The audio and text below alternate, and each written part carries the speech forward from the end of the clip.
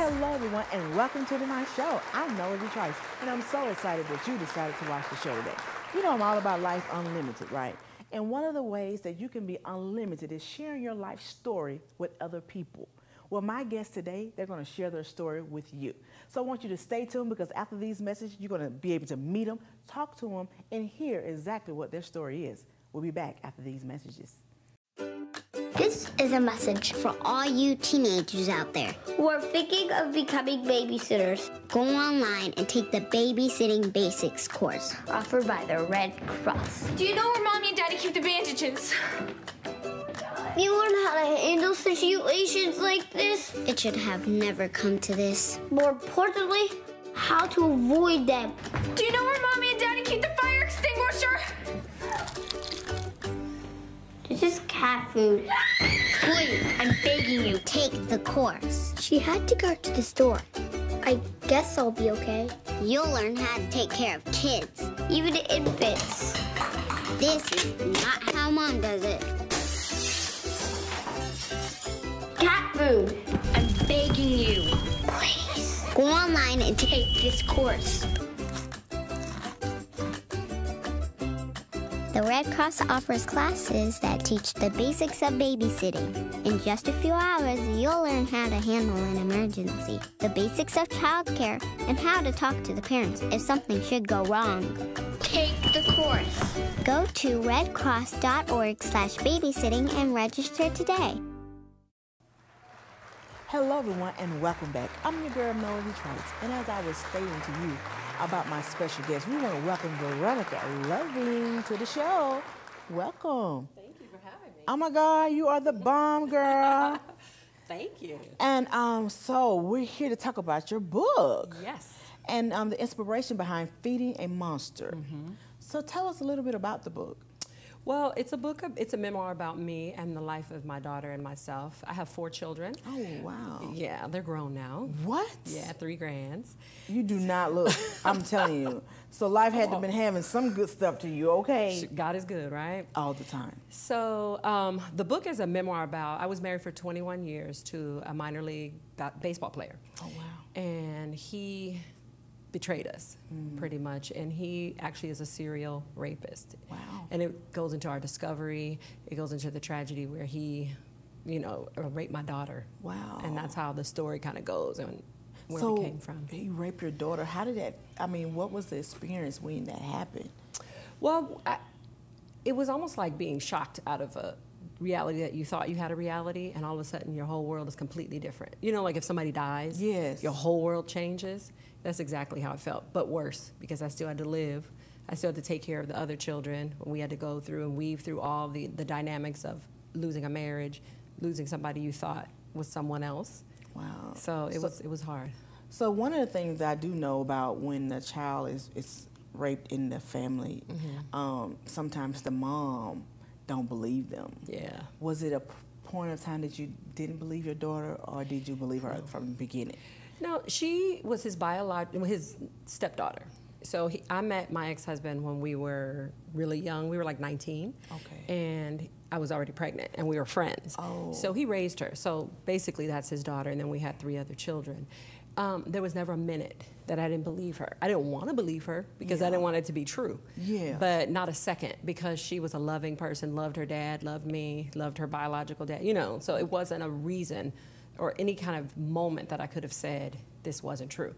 But you're absolutely right. A lot of people don't believe it because it's a hard thing to believe. Especially especially being married to someone that long. Yes, yes. So tell us, at what point of your life did you say, okay, I need to write this story? I think when we were in trial and I was watching, and something spoke to me, and it was God, I'm sure. Yes. That said, my daughter was struggling now. She was having a hard time with this. All of my children, we were all having a really hard time. And it just said, right. Wow. So that was kind of like a therapy that I did with her. She co-wrote it. The back part of the book is her story. Wow. And we just wrote, like, anger back. And I had journals that I had kept throughout my entire life that kind of all came to play. And it kind of just connects me with other people who have problems and things, because you don't realize that it's ever going to be you. Yeah. And a lot of people out there, experiencing the same thing and don't Absolutely. really know how to cope. Yes. And so I think sometimes people memoirs are what actually their therapy. Yeah. To get through it. Absolutely. So how did you relate that to your family when those things happen? You know, in the marriage, not just with the rape, but just the different things that happen in the marriage. Oh. How did you relate it to your family? And Tell my his person, family? yeah. Well, I think that, you know, my ex-husband being who he was like the star of their family. Everybody loved him. Every Christmas, everything was at our house. You know, we were the up and coming and doing well. We had our 4 kids and financially doing well. So it looked pretty on the outside. I had worked for that, you know, that people didn't know. You know, he had cheated, he lied, he did a lot of things that I thought we had worked through. Wow. So it was a shock to both sides of the family. But I think my family handled it the best because they still supported me and my children. Yes. His family chose to support him only. And not all of them, maybe 1 or 2. And he had a huge family. Said, you know, came back and said, hey, you know, what's going on with the kids? But they pretty much turned their back on all of us, which was a whole nother betrayal and tragedy and fear that, you know, my children had to go through it myself. So I know that obviously there had to be some type of financial transition. How did you transition from when you had to leave, when you know, obviously the relationship broke up, into now we don't have that lifestyle no more, or did you continue with that same lifestyle? Well,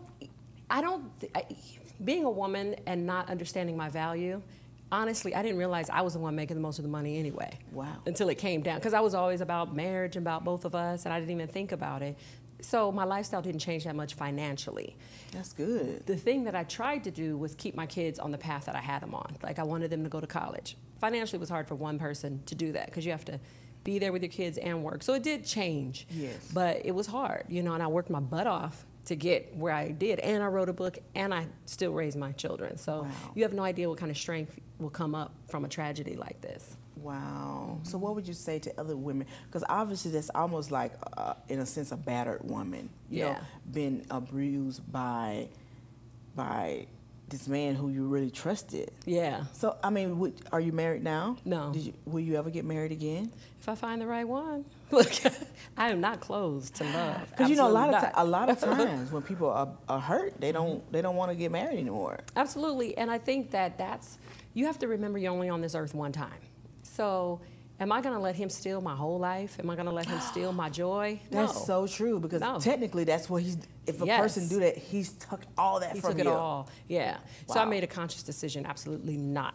No, my life isn't perfect as far as, like, I don't have a relationship now, but I'm open to one. Yeah. You know, I'm better, I'm healed, so hopefully I'll attract someone healthier. Yes, a healthy relationship. Yes. Because that do make sense, though, because if you still have that inside of you, you can't really go into a healthy relationship. Absolutely. You know, it probably... I got some good years left. Look, come on, a lot of good years. Okay, they're going to be glad. Absolutely. Because a lot of times those stories that you went through stuff actually build you for the next relationship. Yeah.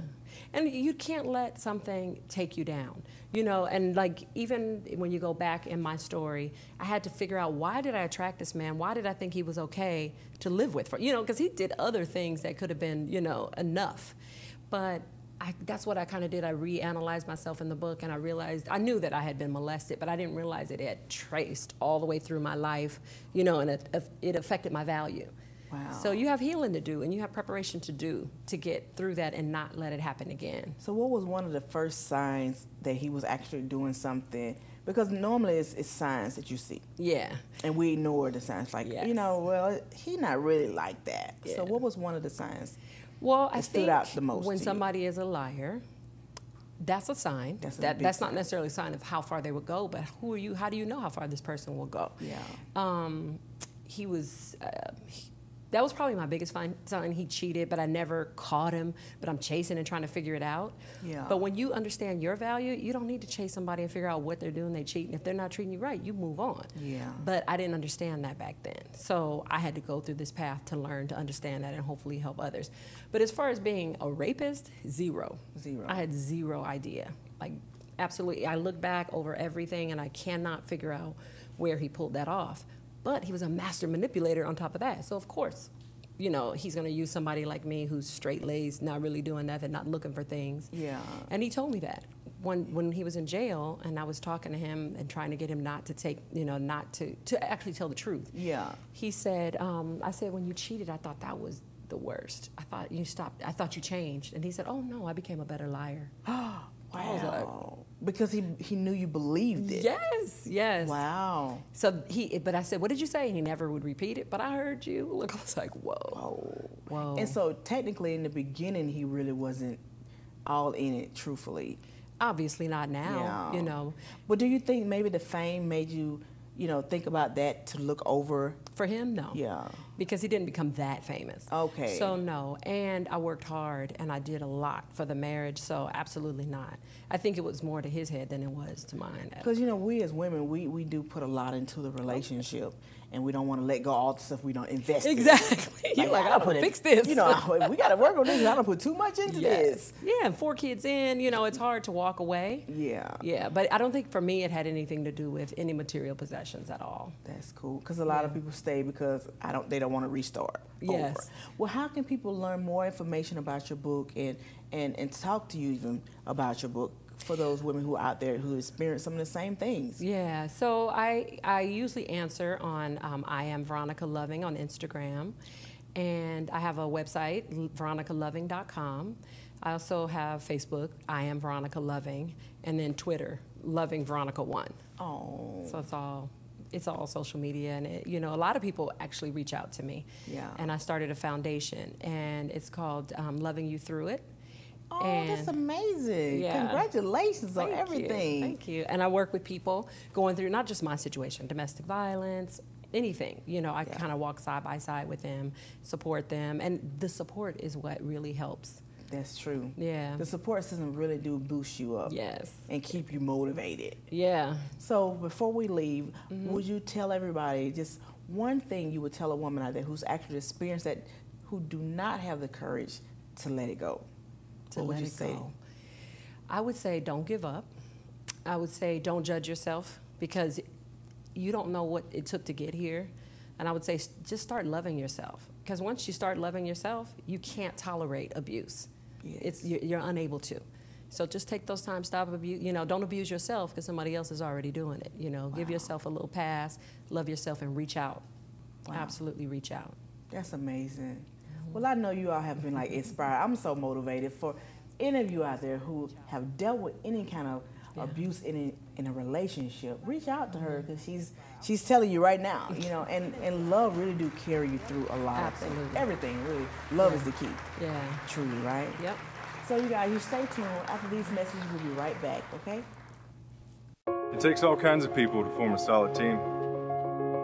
That's true whether you're playing baseball or you're fighting blood cancer. We're looking for team players to join the Be the Match memoir registry. We need all kinds of people. We need everyone, from rookies to veterans. We need lefties and right-handers too. In short, we need you.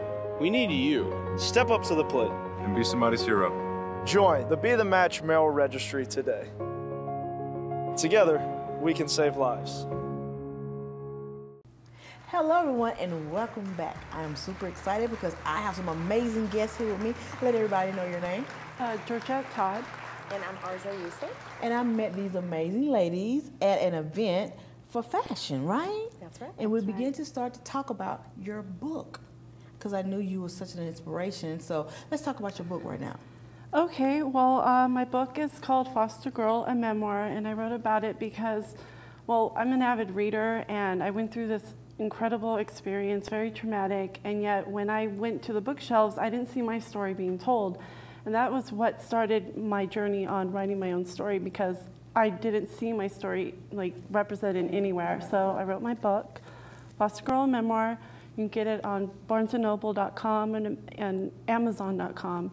So it's available, it's out there, and it was a really traumatic experience I went through. I know one of the things about your book is about foster care, right? And about the different experiences people have in foster care. Right.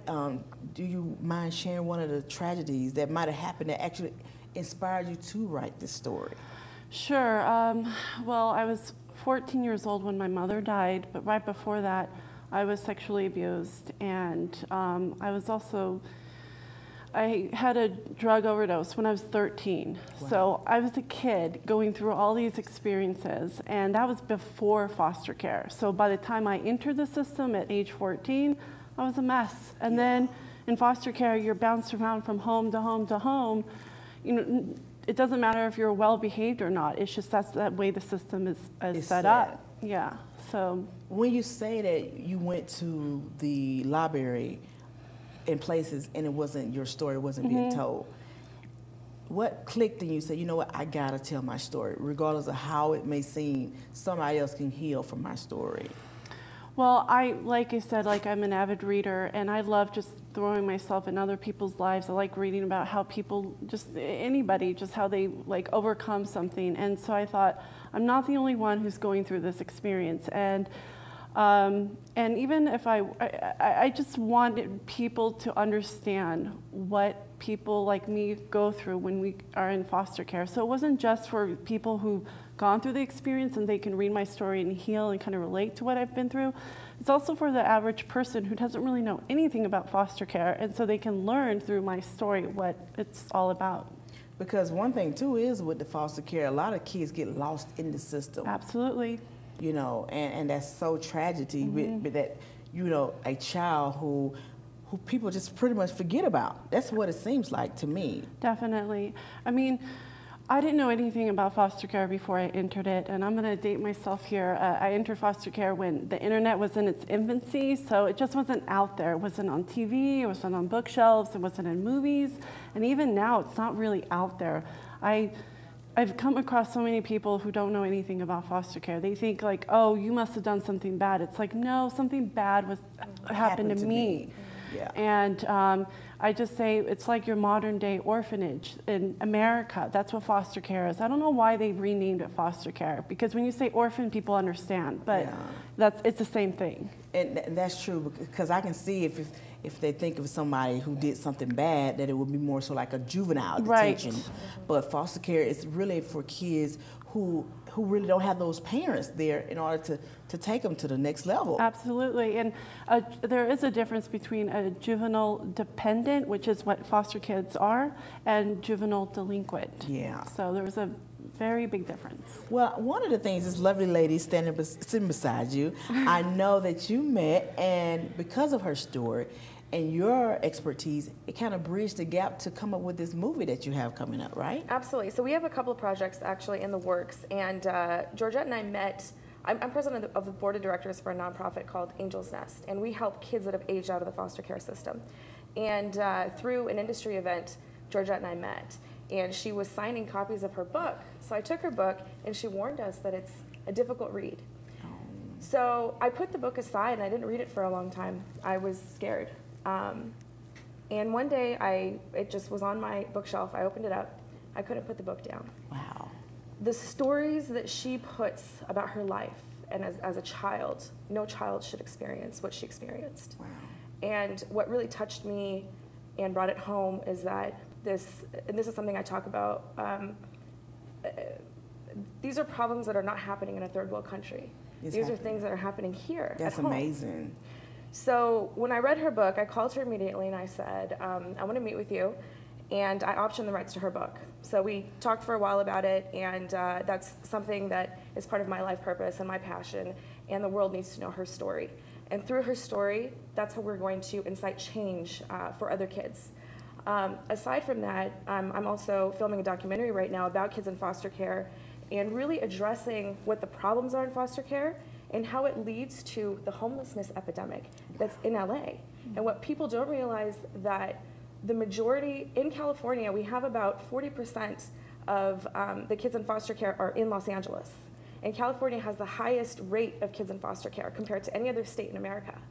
That's a problem. Yes. We're a rich state. Really, we shouldn't have these kinds of problems. We should be able to take care of our kids.